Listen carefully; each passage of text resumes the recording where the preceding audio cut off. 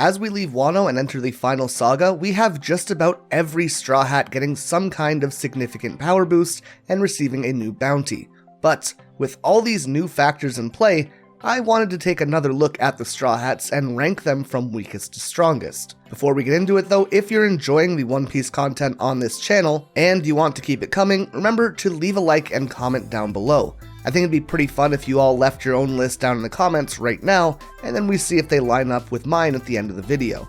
And of course, make sure to subscribe to the channel for more One Piece content in the future, and to keep up with our weekly One Piece chapter reviews. But with all that being said, let's get into the actual video, spoilers and all. So currently, I think it's safe to say that there are tiers of Straw Hat power levels. None of them are particularly weak, but the ones who are at the top are kind of miles ahead of the others. Like, I could definitely see several characters on the Straw Hat crew being placed in fights with King, Queen, or Jack, and at least holding their own. But with other characters, that just straight up isn't the case, right? And honestly, I think a lot of the positions on this list will be pretty debatable, but I believe that it's probably safe to say that Chopper is the weakest member of the crew. Again, I'm not saying Chopper is weak. It isn't like he's Kaido minion number 346. But I also don't think that he really competes with mid-level Yonko crew members on average. But let's talk about that in a moment. Chopper joined the crew all the way back in the Drum Island arc after Luffy helped him stop Wapple's invasion. And obviously, Chopper wants to be the cure-all medicine, the best doctor in the world, so his dreams don't particularly align with him being very strong. And because of that, it isn't really a priority, and it doesn't matter too much for his character. Which unfortunately means that he tends to get the least development on the crew, as a lot of One Piece development is through its fights. On Drum Island, Chopper's abilities were fairly straightforward. He's a reindeer who ate the human fruit. This gave him human-like intellect, as well as 3 basic forms. His normal reindeer form, his tiny hybrid form, which is the most common to be used, and his human form, which turns him into something that looks almost like a Yeti. Each of these offers their own unique benefits, giving him better mobility, intellect, and strength respectively. However, Chopper also invented the Rumble Ball. The original Rumble Ball would give Chopper access to 4 new forms, these being the Furry Guard Point, which acted like Luffy's Gum Gum Balloon, Antler Point, which, as you might guess, makes his antlers much bigger and stronger, which is very useful for lifting or tackling opponents, Arm Point, which gave him buff arms for attacking, and Jump Point, which allowed him to jump further and higher. He can also use the Scope ability while he's in his hybrid form, which allows him to find enemies' weaknesses. But this is Chopper's biggest weakness. The Rumble Balls are not perfect. This means that he only has access to most of his abilities some of the time. The original Rumble Ball only lasted for 3 minutes each, and needed 6 hours between uses, which is not the ratio you want to be looking at. He could of course eat more in that time frame, but there would be side effects. If he ate a second Rumble Ball, he would gain extra abilities, but he would lose control over his transformations and begin swapping randomly. If he took a third Rumble Ball, he would be forced into Monster Point, a behemoth-like form where he is filled with rage and attacks everything and anyone around him, regardless of if they're friend or foe. Chopper, especially early on, had a ton of versatility at his disposal, but was extremely limited in terms of time. On top of this, even despite his time limitation, his strongest normal form wasn't stronger than Zoro. His fastest form wasn't as fast as Sanji, and his most defensive form couldn't reflect as much as Luffy's. He's kind of a jack of all trades, and definitely not a master of any. However, things would change a bit after he spent the 2-year time skip on Torino Kingdom. Chopper mastered his abilities to the point where he could access all of his forms, and the new Kung Fu Point, which would make the best of both Arm and Jumping Point, combining them into one, with the exception of Monster Point. This would be the only form that would still require a Rumble Ball to access, but because it only took 1 Rumble Ball, Chopper would remain in total control of himself, although again, it would only last for 3 minutes. Finally, with the help of Caesar Clown, this 3 minutes was bumped up to 30, with the trade-off of leaving him as a shrunken version of Brain Point for an unknown amount of time. Basically, it's similar to the old effects of Luffy's Gear 3rd, where he would shrink after using it. Obviously, Chopper's Monster Point is insanely strong, but it is so so limited. 30 minutes is getting to the point where it's reasonable for a fight, but I doubt that more than one fight would really be resolved in that time. On top of that, what happens if Chopper commits to that 30-minute transformation and whoever he's fighting just runs away for a half hour and comes back afterwards? His kryptonite in this form is anyone slightly faster than him or anyone who can convince him to have a conversation.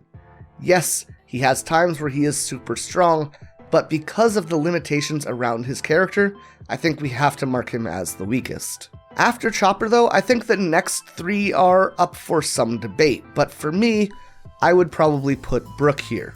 Brook, of course, joined the crew back in Thriller Bark, where he immediately stood out as being pretty strong. However, he was notably not even a close match for Ryuma with his shadow, even saying himself that Ryuma wasn't taking him seriously at all, despite getting bodied by him. Meanwhile, Zoro managed to take him out with really no issue. To be fair, saying that he doesn't compare to Zoro is a pretty high bar, especially before the time skip, but even so, the gap is pretty significant. That said, Brook, like Zoro, is a swordsman, but rather than using three-sword style like Zoro does, Brook instead uses a cane sword for a more fencing-like battle style, emphasizing speed and precision over power, calling it the gentle blade style. So yes, while Zoro is a better swordsman than Brook, they're in different categories, so it's not the easiest thing to compare the styles. They're both useful in different situations. Brook, of course, though, is also the crew's musician, and while this is great for boosting the morale of his crew, it also allows him to have unique effects on his enemies, using enchanted melodies through his music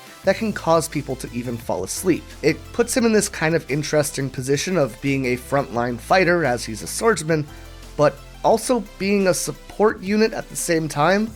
Much like Chopper, I feel like Brook doesn't have a defined identity on the battlefield, and that causes him to be a bit lacking overall. Now, what does help Brook though is his devil fruit, the Yomi Yomi Nomi, which is objectively the most fun devil fruit to say. This fruit gave Brook a second chance at life after dying in the Florian Triangle. However, as his soul took 50 years to find his body, he would be revived as a skeleton.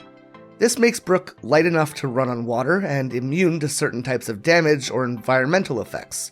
For example, he's not able to feel the cold on Punk Hazard, and also is unable to be electrocuted. Brook also obviously can't be made to bleed as he's immune to any flesh-based injury, but he is still susceptible to damage and pain in general. The fruit also grants him a connection to the underworld. This manifests in a few ways. He can infuse his blade with the chill of the underworld, which can freeze his opponents with ice created from his soul's energy. And of course, Brook can also astrally project his own soul, allowing him to travel through solid objects, fly away, and spy on his enemies. And finally, it allows him to have some level of sway over the souls of others.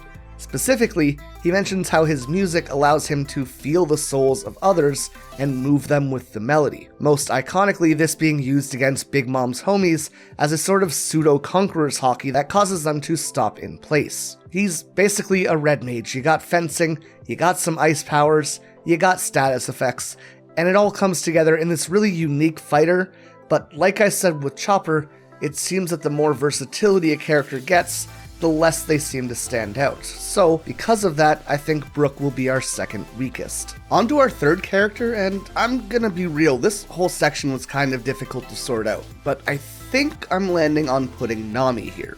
Nami, of course, was officially added to the crew in Arlong Park, and originally acted more as a thief or a spy, not really meant for close-up fighting. Her weapon of choice at the time was a connectable bow staff, which she used to be able to take down just about any low-level enemy that they came across. But that's kind of the best she could do at the time for the most part. There wasn't really anything extra that she would be doing outside of navigation, spying, or theft. This changed a little bit in Alabasta when she was given the first iteration of the Climate Act, which was made by Usopp, keeping with the connectable staff design that she was used to, but now adding the addition of several party tricks, as well as an occasional, actually useful ability. These include the abilities to create heated or cooled pockets of air, which would be used in tandem with Nami's knowledge of science and weather to allow her to create pockets of rain or lightning or or produce mirages, or she could just straight up use the Climattact in general to entangle and launch enemies with Tornado Tempo. The perfect Climattact improved her abilities with the use of dials from Skypiea. This modified version was first introduced on the Straw Hats' trip to Enies Lobby on Rocket Man. This kind of solidified the movement of Nami shifting away from her role as a thief and more into the role of something like a mage, which is definitely cool, but I do wish she had more moments that stem from her having that thief role in the modern series. In this form, all of the gimmicks have been removed, and all of the abilities are much stronger, creating larger and more deadly lightning bolts, as well as more potent heat and cool balls. Just in general, anything the old version could do, this is able to do in a stronger form. And her battle with Caulifla was where she was able to test out most of these new abilities. The Sorcery Climattact was introduced when Nami returned to Sabaody after the time skip. It makes use of all of the technology and weather knowledge that she gained studying on Witheria. This ironically adds in some more casual uses like the original had, but rather than party tricks, these can instead be used for things like taking a shower or creating sea clouds. In battle is where this thing really begins to shine though. Mirage Tempo now allows her to turn invisible. Gust's sword launches a burst of wind at the opponent. She can produce chains of thunderballs that can be swung almost like a whip that electrocutes anything it touches. And heat, rain, snow, or thunder eggs can be produced which hatch for powerful burst effects. In Zo, there was yet another upgrade as we got the Grow Up Sorcery Climattact, which was improved by Usopp using Pop Greens. One of the biggest advantages of this version is that unlike previous versions, it doesn't need to be carried in separate parts. Instead, it's just a single piece which has the ability to grow, as the name suggests. The biggest increase to Nami's power by far through this series, though, occurs on Whole Cake Island with the last upgrade to her arsenal as Zeus becomes hers and upgrades all of her thunder-based attacks. Then finally in Wano, Zeus's soul would actually fuse with the Climattact and produce a sentient weapon.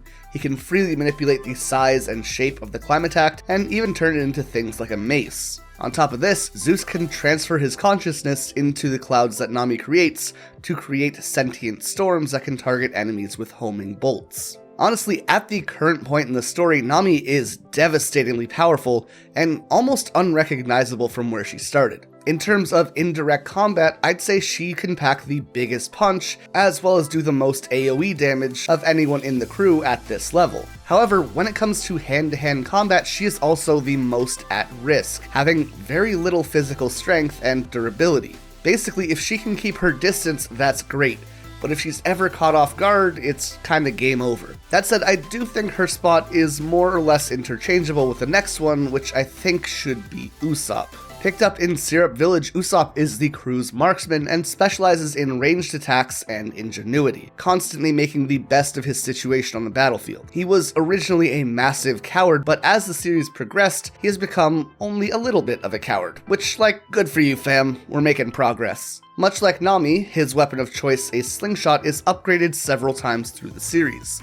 His original arsenal would focus around a normal slingshot, which would be used to fire off lead, gunpowder, eggs, smoke bombs, fire pellets, Tabasco, shuriken, and cactus bombs. For the most part, these were kind of gimmicks or distractions, but they would open up opportunities for Usopp to put into action some kind of plan, or for the rest of his crew to step in and do the final blow. These were in combination to his classic close-range joke items like Usopp Hammer, Rubber Band of Doom, and Usopp Spell, which, they exist, but they're not the most useful. And as funny as they were when they were first introduced, I'm kinda glad that they're gone for the most part. They really take away from this idea of Usopp growing as a warrior, and they made him seem much more childish. Usopp's first big upgrade came at the end of Skypiea when dials were incorporated into his arsenal. Tone dials, breath dials, flavor dials, flash dials, and of course, impact dials all became extremely useful. We see these really coming into play with his fight with Luffy, where he manages to hold his own pretty damn well,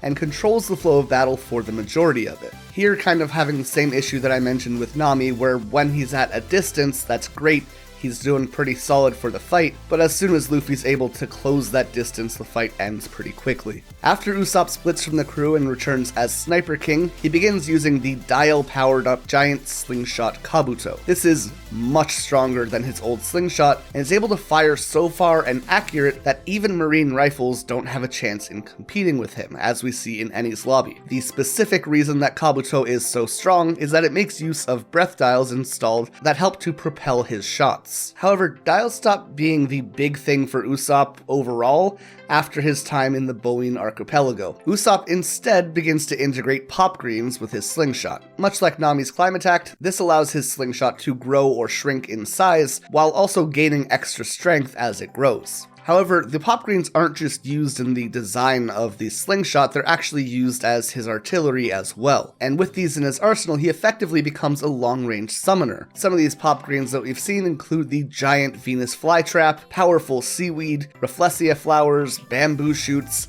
exploding grass, and a giant wolf made of grass. There's a bunch more, but basically, it allows Usopp to have an answer for any situation he finds himself in. It might not always pack as much of a punch as Nami's lightning, but they're by no means weak, and the options that he offers I think just place him a little bit ahead of her, as well as just him being much more durable in general. We've seen Usopp take some insane hits throughout the series. And that's before even considering that Usopp also has access to observation haki, which allows him to make shots that are just ungodly. Now, on to Franky. We pick him up as we leave Water 7, and obviously, Franky is a cyborg. After trying to stop the Puffing Tom from bringing his mentor to Enies lobby, Franky was left broken and brutalized. However, he managed to gather scrap metals and irons on a ship lost at sea and rebuilt himself. The entire front half of his body was remade with metal and is effectively impervious to attacks from the front. At least attacks that wouldn't be able to get through metal. His torso also now opens to store fuel, typically cola, to energize his entire system. And on top of this, of course, he added a lot of general modifications and weapons into himself, including detachable fists,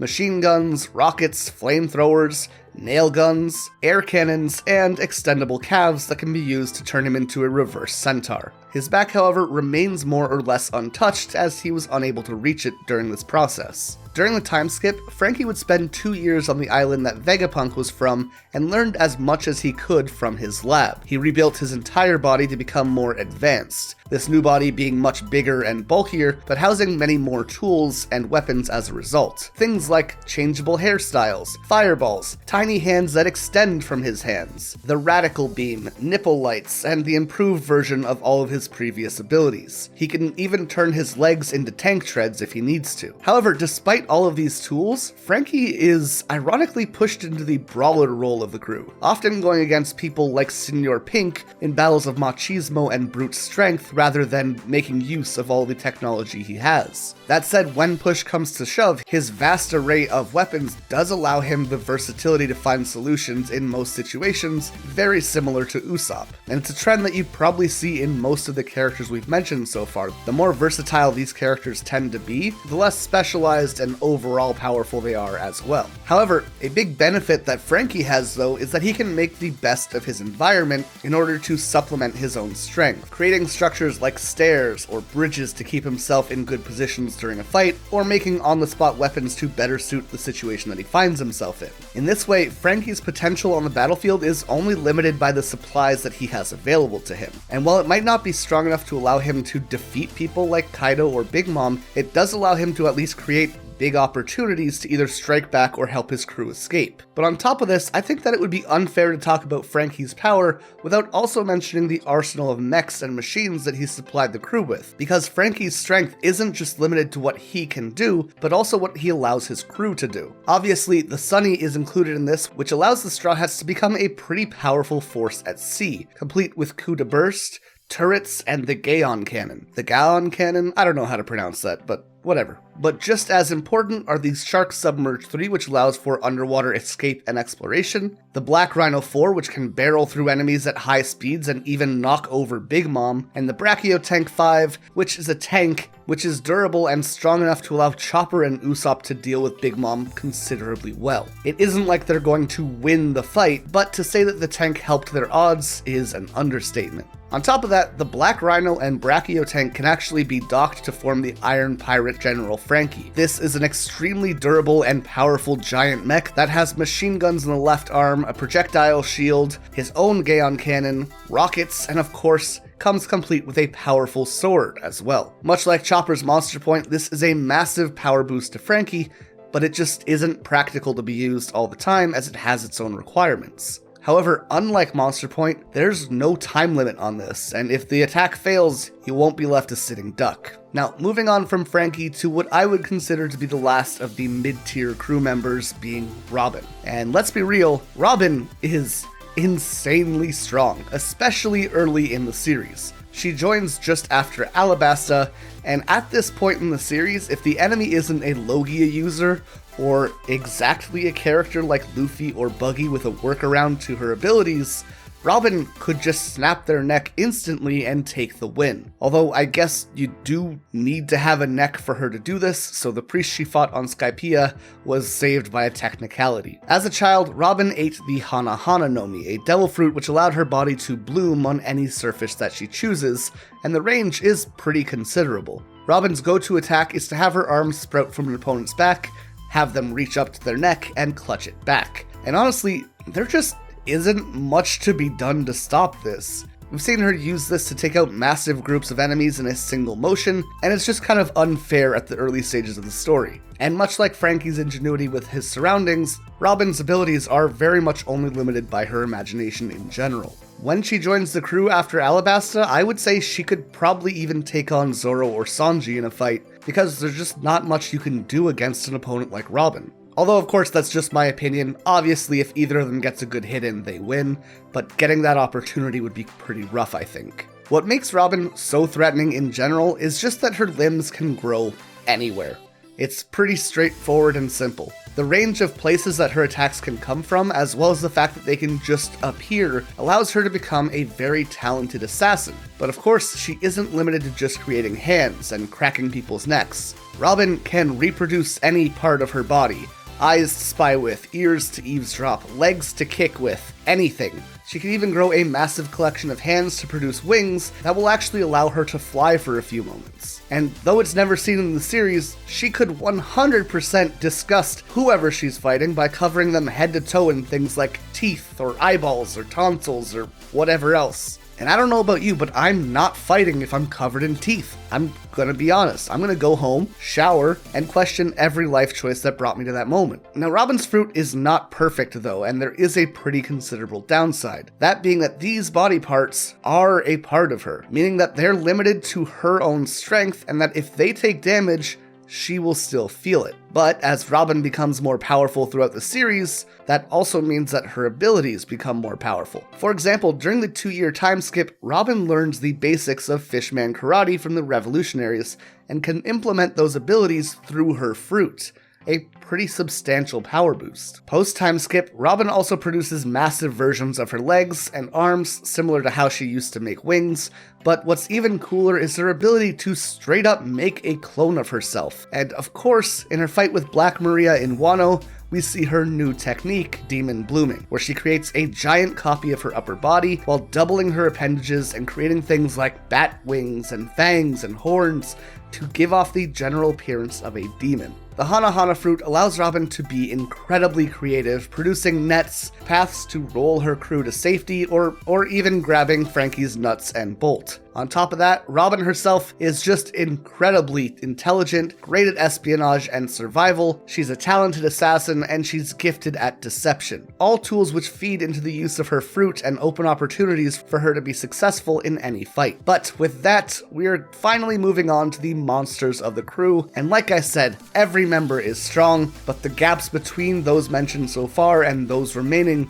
is just too significant not to bring up. Now, of these next 4 characters, there's one that we have the least experience with. And while he has always been shown to be incredibly powerful, I think that Jinbei falls short to both Zoro and Sanji when you take into consideration their power-ups from Wano. It's obviously debatable, as we haven't seen a lot of Jinbei fighting overall, especially in comparison to the others, but given what we've seen so far, I think this is where I'm putting him. We first heard of Jinbei all the way back in the East Blue when Johnny Nani and Yosaku mention him, but we don't actually meet him until Impel Down when he shares a cell with Ace. Of course, Luffy would soon show up and free Jinbei, and we get our first look at him in combat when he aids Luffy both in the escape of Impel Down and in the Battle of Marineford. And at Marineford, we see Jinbei fighting Moria and just dunking on him, which is pretty impressive when you consider that Luffy and the rest of the Straw Hats very recently just struggled quite a bit to deal with him. Through the rest of Marineford, Jinbei would manage to hold his own against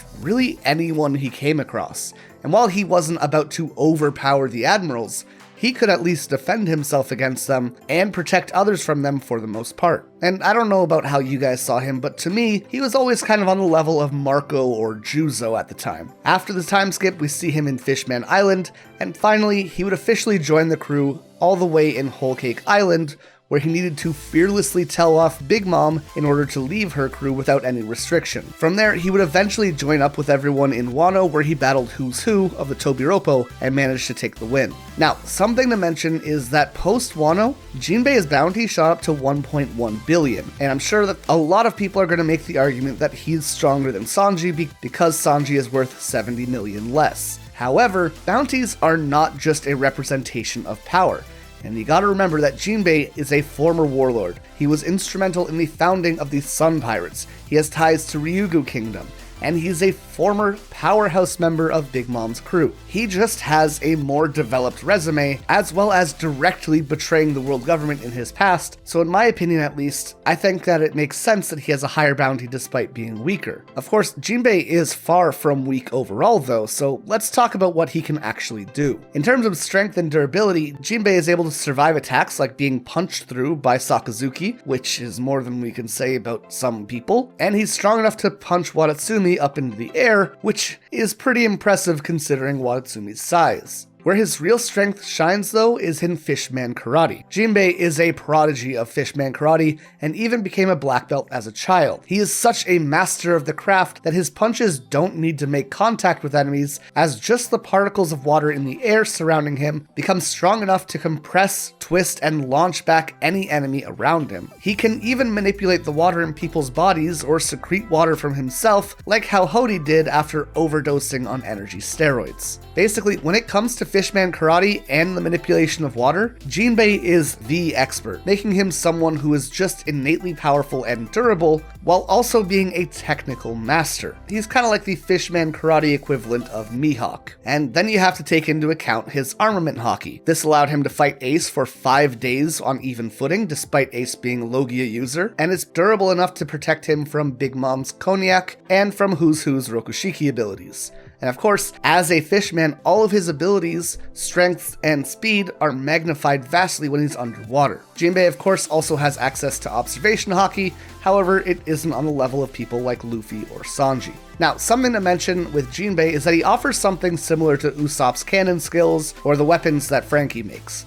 And specifically, that is that Jinbei is a masterful helmsman who can understand and manipulate the water around the Sunny to allow the crew to battle, escape, or fight regardless of the situation that they find themselves in, even through massive waves or while being chased by Big Mom. On top of that, like Chopper, he can communicate with animals on some level, although specifically he can only talk to sea creatures. And this is something that's pretty interesting, as it should only be merfolk who are able to do that, but despite Jinbei being a fishman, he's still capable of it. We even see him summoning massive pods of whale sharks. Now next up is the third strongest Straw Hat, and I think that's Sanji. Of course, Sanji joined the crew way back in the East Blue at the end of the Baratier arc, and he learned his specialized style of fighting from Zeph, this being a method which focused on the use of his legs because a chef should never risk injuring his hands. From the start of the series, Sanji has always been both very durable and very powerful, and while these were not fully awakened at the time, in part this is probably due to his genetic modifications. His father, Judge, had performed experiments on his children while his wife was still pregnant in order to make them super soldiers. Sanji's mother, however, managed to counteract the effects slightly, which allowed Sanji to keep his humanity at the cost of making him weaker than his siblings. These genes would fully awaken after Sanji wore his raid suit a few times later in the series, and effectively made him miles stronger than he had ever been in the past. In terms of his early shows of durability though, in his fight with Karubi in Arlong Park, Sanji is brought down to the depths of the ocean and then quickly resurfaced as a method of crushing his internal organs through the change in pressure. He took a head-on blast of electricity from Enel and stayed up long enough to thank him for lighting his cigarette, and after awakening his Germa-enhanced genes, he managed to shatter Queen's sword with his neck without taking any damage. Sanji now has a full-on exoskeleton that makes him nearly invulnerable to damage, and boosts his healing as well if he does take damage. For example, during his fight with Queen, he broke every bone that he had, only to get back up and snap himself back into place. The way I look at it is that Zoro has always been able to endure the most damage, while Sanji has always been able to take the biggest individual hits. One specializes in endurance and the other in durability. Now, Sanji is also exceptionally fast, but again, his genetic modifications bring this to the next level, as he could move so quickly that Queen mistook him for being invisible. This can be coupled with Skywalk or Blue Walk, which allow him to more or less move freely through air or water, making him extremely mobile as well. So, what we have now is a guy who moves so fast he can become invisible, with the ability to freely move in any direction in any environment, and in the event that you actually do manage to land a hit on him, he'll barely take damage or just shrug it off. But at the same time, he has enough power in his kicks to take down some of the most powerful pirates in the world. Post-time skip, Sanji is able to take down pacifistas in one shot, despite them being made of things harder than steel. He has added in armament hockey to be able to protect against Judge's spear or to damage Luffy pretty considerably, and when he finally adds in his enhancements, he manages to take Queen down in a single barrage of kicks that sent Queen flying out of Onigashima and even reverted him back to his human form. Sanji is incomparably stronger than he was prior to that battle now, and I know that a lot of people think Jinbe is stronger, but I don't really see that as a possibility after this change. It's kind of hard to talk about specific abilities or attacks with Sanji, as it's just variation of kick, high kick, spin kick, or whatever, but a notable mention is of course Diable Jinbe and eventually Ifrit Jinbe. These see Sanji igniting his leg, increasing his speed and power, and burning opponents on contact. And finally, we gotta talk about observation hockey, as Sanji specializes in it. This was trained specifically because he needed to be constantly vigilant on the Kamabaka Kingdom. Sanji is now able to sense other people's presence, strength, emotion, and even intention. We see him dodging Katakuri's attacks despite Katakuri being a stronger observation user, and he was also able to understand both Viola and Kinemon's true intentions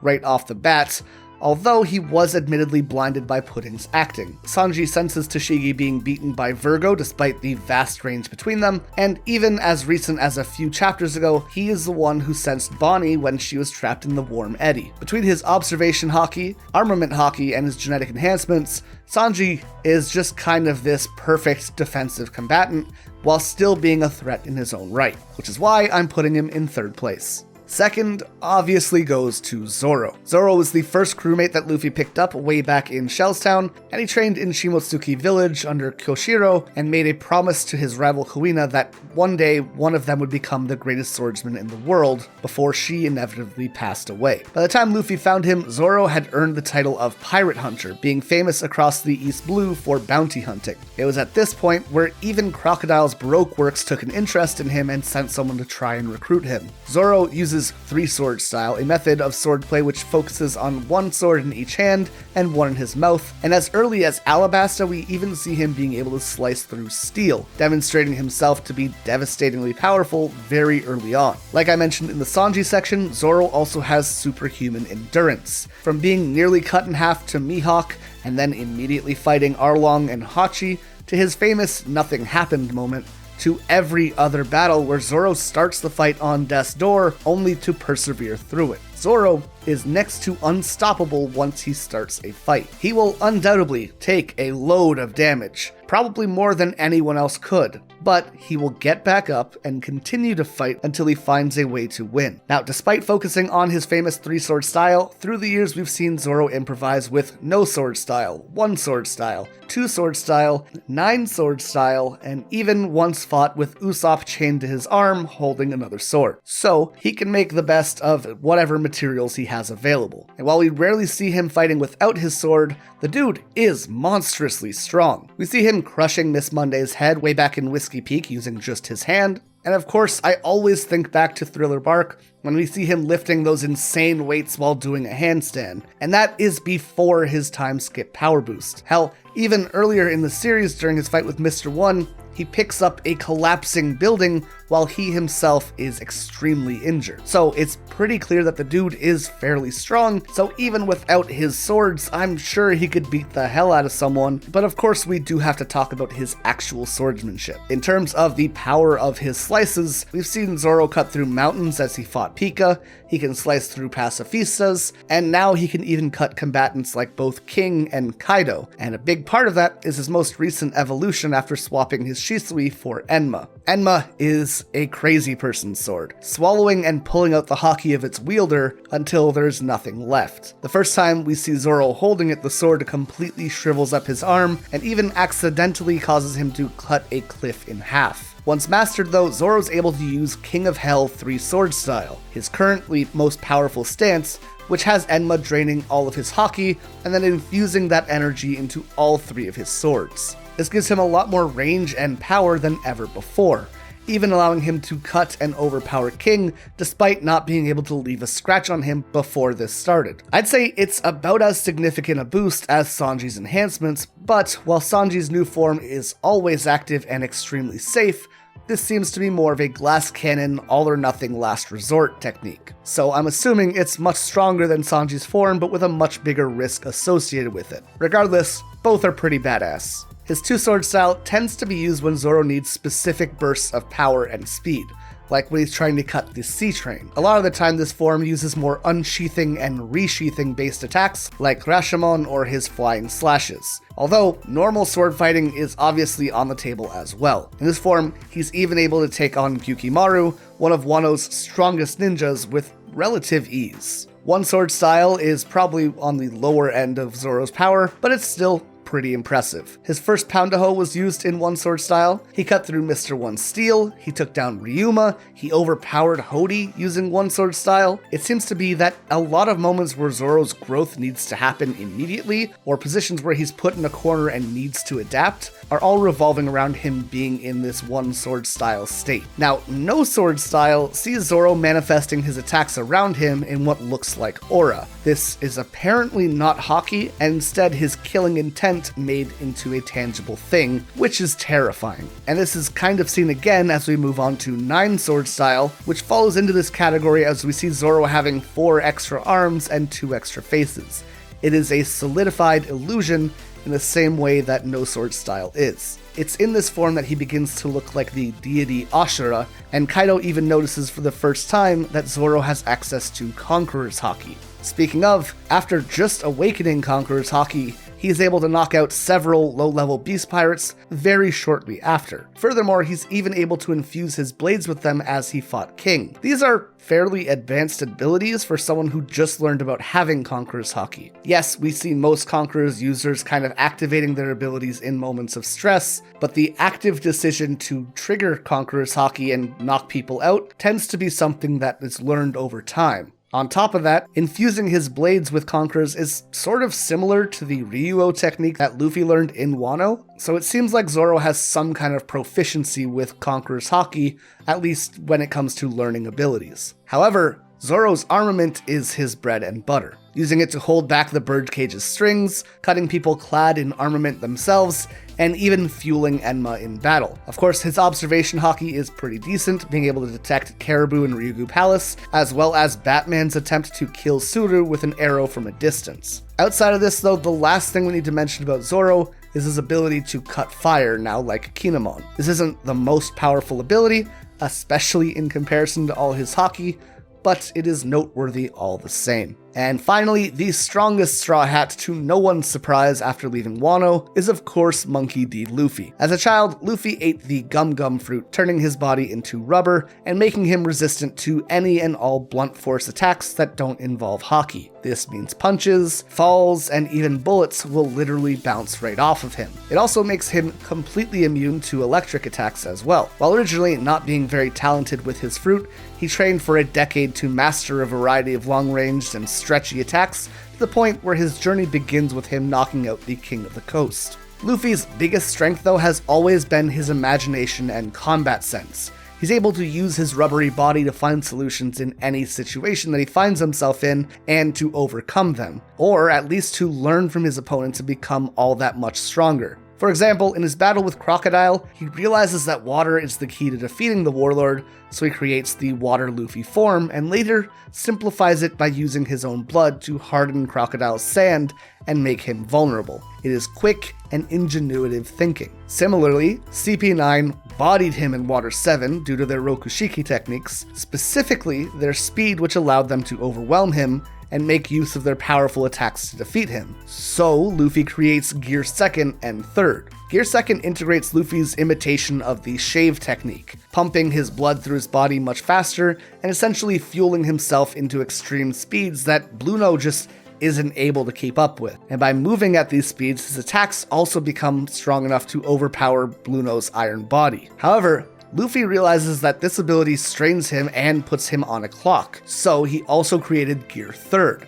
a form which sees him blowing into his arms and inflating parts of his body for massive finishing attacks when there's no other option. On top of that, we see Luffy making things like nets, flying saucers, creating boxing gloves out of Mr. Three's wax, wearing an afro, using a golden ball as a power boost to his Gum Gum rifle, eating a bunch of crackers, and so many more things that signify his ability to think on his feet. His next big power boost though would come after learning and mastering Haki. Conqueror's Haki would help him overcome the Marines at Marineford, help him defeat the Boa Sisters, and take out hordes of Hody Jones's men. Armament was added to his Gear 2nd and 3rd to make them immensely powerful, and Observation would eventually be trained to the point fighting Katakuri to allow him to see a few moments into the future and predict his opponent's actions. It's also around this time that we start seeing that imagination seems to play a big role in Luffy's powers. Gear 2nd and 3rd already kind of go beyond the idea of what rubber should be allowed to do, or at least they stretch the idea to its logical limits, but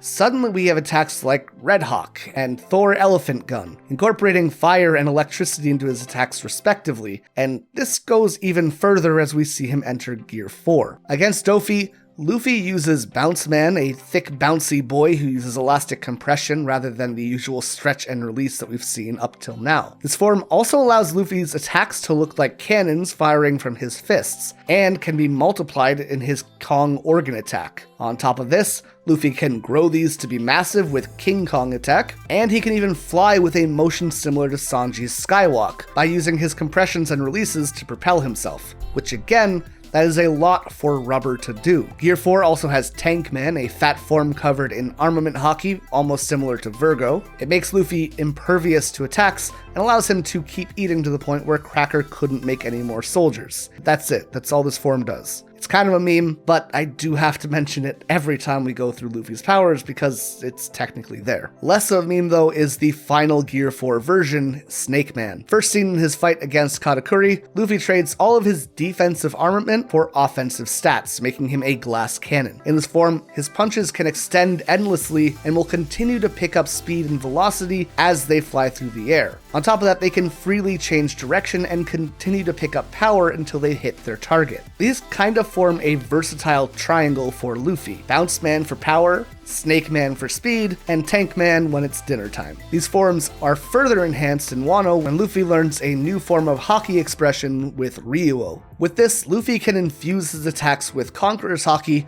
to increase their power, as well as to emit his attacks so that they don't even need to make direct contact, or so that they can make deeper hits. A tool which is instrumental in his taking down of Kaido, whose body was essentially invulnerable to damage. Now, with all of this, Luffy would be just about even, in my opinion, with Sanji and Zoro's new powers. But of course, it doesn't end here. During his fight with Kaido, Luffy awakens Gear 5th, becoming the embodiment of Joy Boy and breaking the laws of physics as he embraces Toon Force. It turns out the Gum Gum fruit was actually the mythical Nika fruit, and once awakened, it allows the user to turn their imagination into reality, which has kind of been Luffy's whole thing the whole time. In this form, Luffy gets this dope new white color palette, a new outfit, and he can do whatever he wants. He's not all-powerful in terms of strength. It's not like we see him one-shotting Kaido, but his options become next to infinite. We see him getting hit by Kaido's club only to take the shape of it and not really take much damage. He bends the ground and turns it into rubber so he can bounce back Boro breath. He uses Kaido as a jump rope. He becomes gigantic and can grab hold of lightning. Basically, he is not limited by anything except his creativity. This doesn't mean he's immortal.